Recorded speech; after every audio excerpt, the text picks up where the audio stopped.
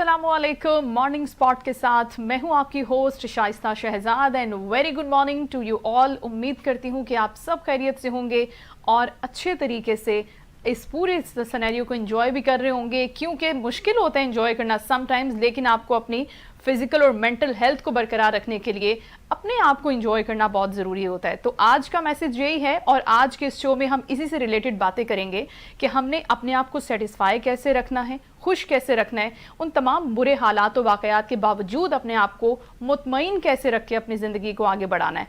तो आज का शो इसी हवाले से होगा। हम बात करेंगे इन सारे मसाइल के ऊपर जो कि इंसान को अपनी ज़िंदगी में दरपेश होते हैं, लेकिन उन मसाइल को किसी ना किसी तरीके से पसे पुश डालते हुए आगे बढ़ना होता है, क्योंकि अपने आप को पॉजिटिव वाइब्स के साथ आगे बढ़ाना बेहद ज़रूरी होता है।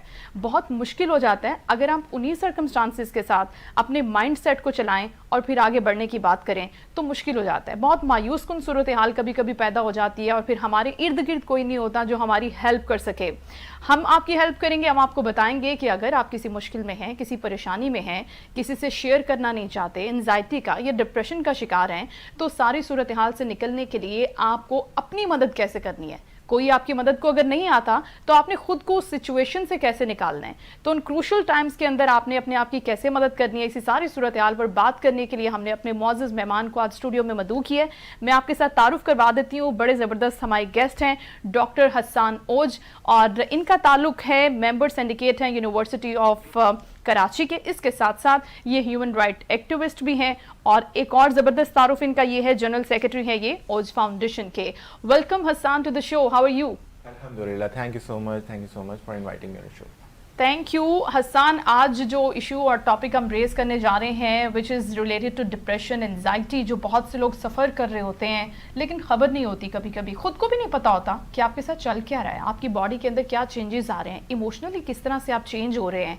उन सारी चीज़ों को कंट्रोल करने के लिए आप बताएं कि किस तरह से हम इनिशियली इस चीज़ को पहले तो फाइंड आउट करें, रियलाइज़ करें कि हमारे साथ चल क्या रहा है, और उसके बाद हम हेल्प कैसे कर सकते हैं खुद की। Thank you. ये बहुत ही इंपॉर्टेंट सवाल जो है वो आपने किया है। आजकल का जो दौर है, मॉडर्न मैन जिसे मैं बोलता हूँ कि आज का इंसान, जो कि तारीख़ इंसानी में ऐसा इंसान पहले कभी नहीं आया, क्योंकि 16वीं सदी के बाद जो इंडस्ट्रियलाइजेशन हुई है, तरक्की की है इंसान ने, उससे पहले बिल्कुल एक इंसान की बिल्कुल ही सदियों पे मुही तारीख़ है जिसमें इंसान ज़राअत करता था, शिकार करता था, खाता था। उस वक्त साइंस ने इतनी तरक्की नहीं की थी। इन 400 सालों में साइंस ने इतनी तरक्की की कि हमारी हर चीज़ चेंज हो गई है। हमारा दिमाग जो है ऑब्जर्वेशन का आदी था, हमारा दिमाग जो है पढ़ाई लिखाई का आदी था। अब जो है हम हर बुक जो है अब अपने मोबाइलों में पढ़ रहे होते हैं। अब मोबाइल हमारा दिमाग इतना तेज़ एक्टिविटी काम करने के लिए राज़ी नहीं है अभी तक, क्योंकि अभी तक एवोल्यूशन का प्रोसेस चल रहा है। एक आदमी जो किताब पढ़ेगा, एक लफ्ज़ पे गौर करेगा, उसका दिमाग जो है बिल्कुल फोकस करने के काबिल होगा। लेकिन जब हम दिन भर स्क्रॉल करते रहेंगे मोबाइल पे, टैब पे, तो हमारा हमारा माइंड जो है वो थक जाएगा। फिर हम जब सोशल मीडिया पे देखते हैं कि एक बंदा गया है रेस्टोरेंट, उसने खाना खाया और उसने तस्वीर डाली है, उसने देखा कि वो बाहर घूमने गया, उसने ये कपड़े पहने, वो इस सेलिब्रिटी के साथ बैठा हुआ है, उसने उसके साथ तस्वीर खिंचवाई है, ये चीज़ें हमें कॉम्प्लेक्सेस में डालती हैं। जब ये चीज़ें होंगी, जब हम स्कूल जाएंगे, बच्चों के स्कूलों में भी एक डिस्पैरिटी है कि भाई एक अच्छा स्कूल, महंगा स्कूल, ये हमारा बच्चा तो इस स्कूल में जाता है, आपको बच्चा किसी स्कूल में जाता है, मेरे पास ये गाड़ी है, आपके पास वो गाड़ी है, आप कितने कमाते हैं, अगर लड़के के रिश्ते की बात है, लड़के का अपना घर है या नहीं, लड़की के रिश्ते की बात है, लड़की ने डॉक्टर है या नहीं है, ये चीज़ों का ध्यान रखा जाता है। जब हम इस तरह की सोशल सर्कल में जिएंगे तो एंजाइटी और डिप्रेशन होना लाजमी है।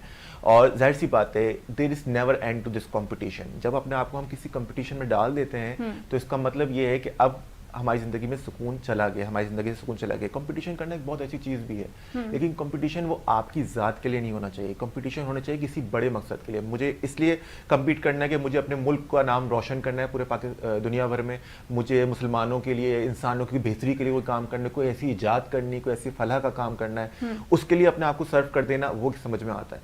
लेकिन मैं सिर्फ अपनी ज़ात के लिए कि मैं अपने साथियों से मुमताज़ हो जाऊँ, मैं अपने बहन भाइयों से घर में मुमताज़ हो जाऊँ, कि मेरी इज्जत में इजाफा हो, मेरी फ़ैन फॉलोइंग बढ़ जाए, मेरे चाहने वाले बढ़ जाएं, उसमें मेरी ज़ाती शख्सियत और मेरी ज़ाती अना की तस्कीन हो रही है।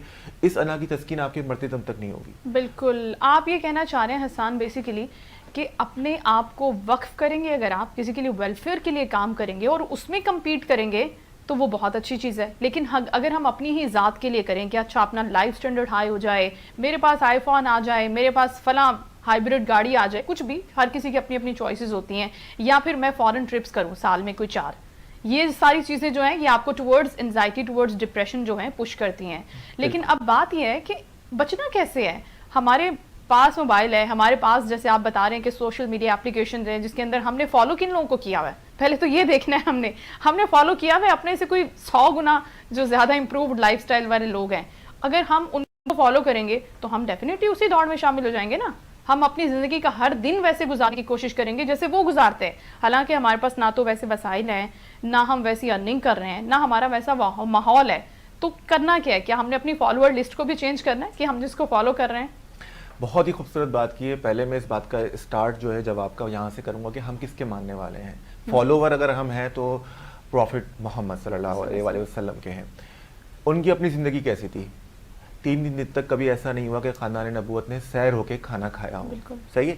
और उन्हीं के साथ उनके साथी हैं उस्मान गनी, उन्हीं के दामाद भी हैं, उनके माशाल्लाह माली हालात बेहतर थे। क्या वो कंपटीशन करते रहे आपस में कि भाई नहीं मुझे अपने दामाद से ज़्यादा अमीर होना है, या मुझे जो है क्या कहते हैं मेरे पास खाना नहीं है। ये चीज़ें इस तरह नहीं देखी जाती। हम पहले तो उनके मानने वाले हैं। अब जब हम उनके फॉलोवर हैं, अब हम अपने आप को यहाँ पर रख के देखें अगर 2 मिनट के लिए, तो हम अपने लोगों से किस बात तो कंपटीशन। अभी आपको एक बीमारी होती है, अभी आप जा रहे हैं रोड पे, आपको हादसा होता है, एक्सीडेंट होता है, आप मर जाते हैं, कंपटीशन कहाँ जाएगा आपका। तो ये चीज़ें बहुत ही सानवी हैं, बिल्कुल ही अननेसेसरी हैं जिस कंपटीशन में हमने अपने आप को डाला हुआ है।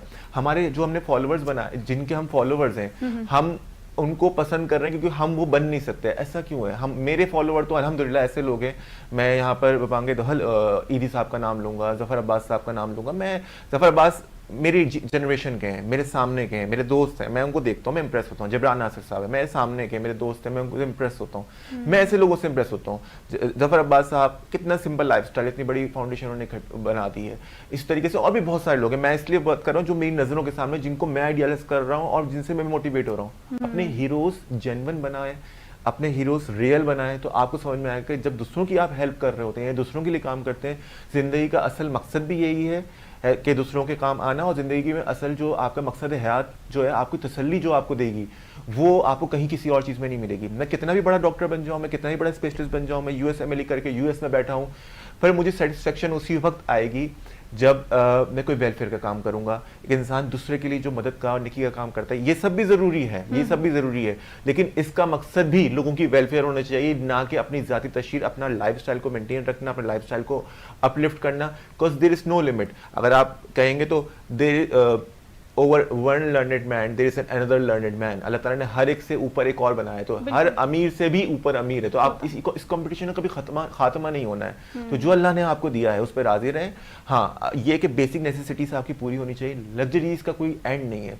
तो लग्जरीज के पीछे भागना छोड़ दें, और उसके लिए आपकी शख्सियत बहुत मजबूत होनी चाहिए। और इससे पेरेंटिंग का बहुत कमाल होता है। पेरेंटिंग, मैं इस वक्त मजहब की बात नहीं करूँगा कि लोग बोर हो जाते हैं कि मजहब का बहुत कमाल है, पेरेंटिंग का बहुत कमाल है। अगर आप कि पेरेंट्स ने आपको इतना कॉन्फिडेंस दिया है कि बेटा इस पे राजी खुशी रहना सीखो, और अपनी जिंदगी से जितना तुम इनपुट ले रहे हो ज्यादा आउटपुट दो, तो आपकी जिंदगी पॉजिटिविटी की तरफ जाएगी।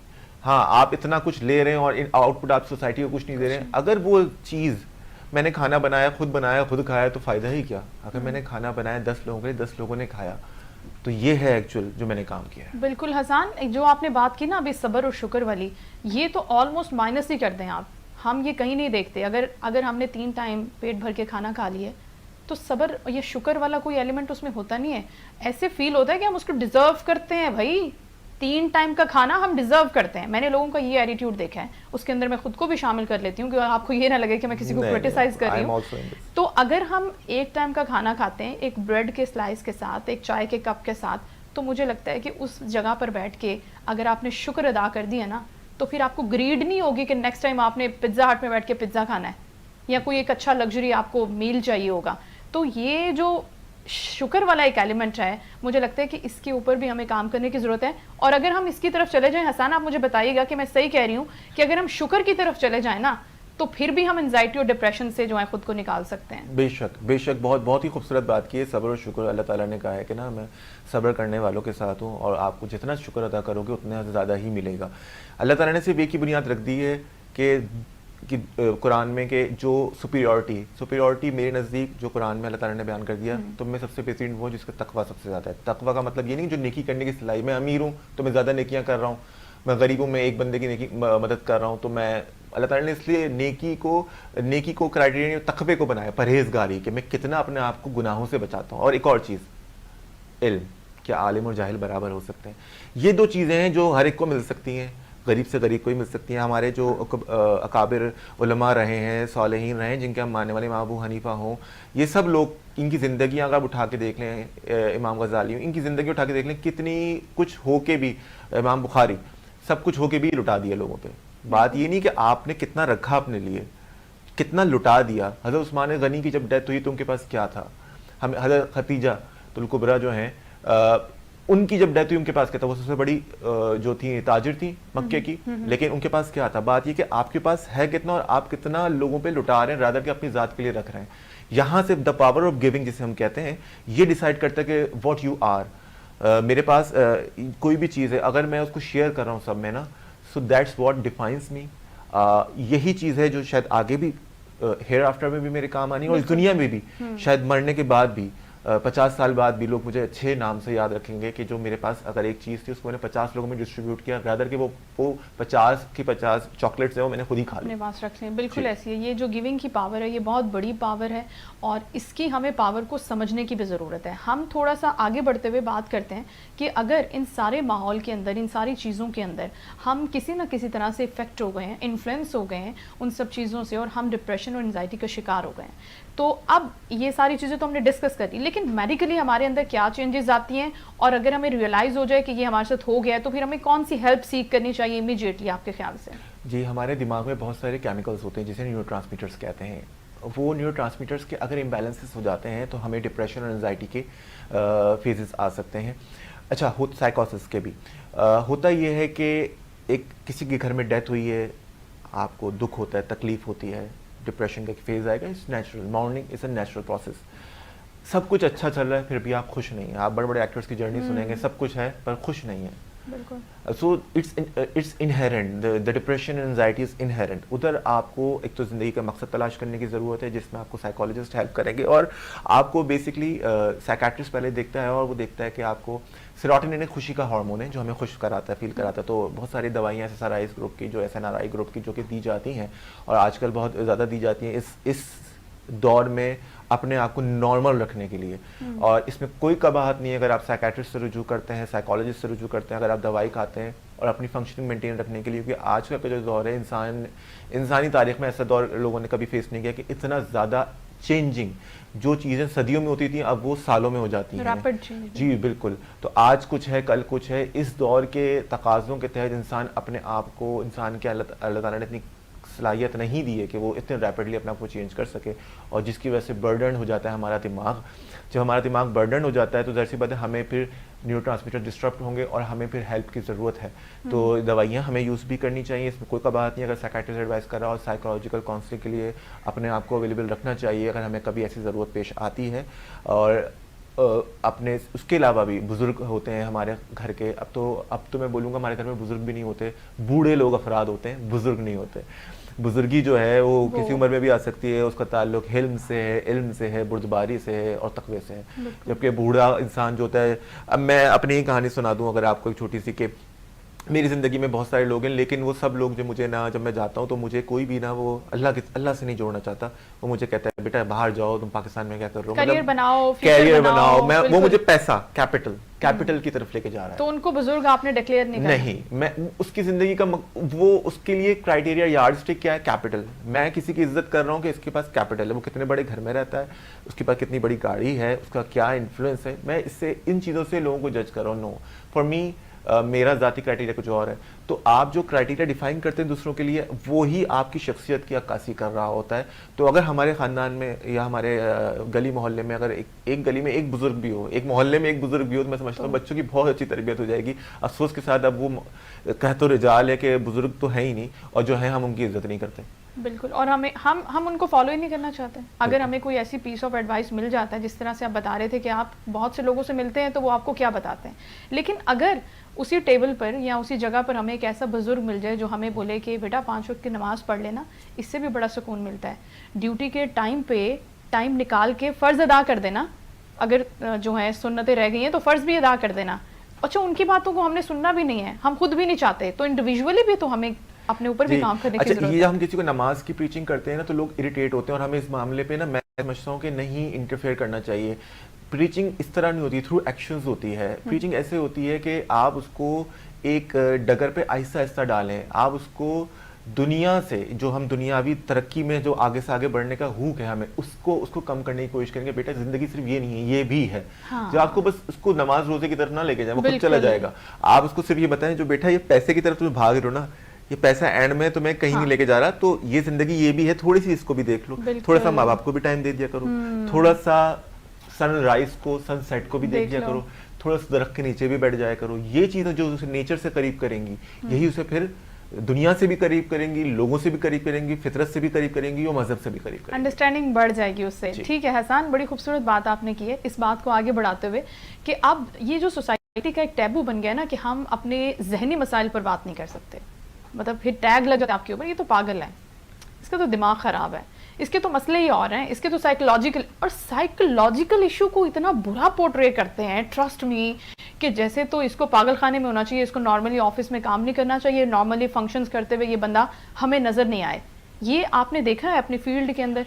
बहुत ज़्यादा, मेरे पास बहुत सारे पेशेंट्स आते हैं, और मैं एग्जैजरेट करके नहीं बता रहा, but I think 30 to 40% patients जो मेरे पास होते हैं वो कहीं ना कहीं एंजाइटी और डिप्रेशन के सिम्टम्स लेके साथ आ रहे होते हैं, खासतौर पर ख़वातीन।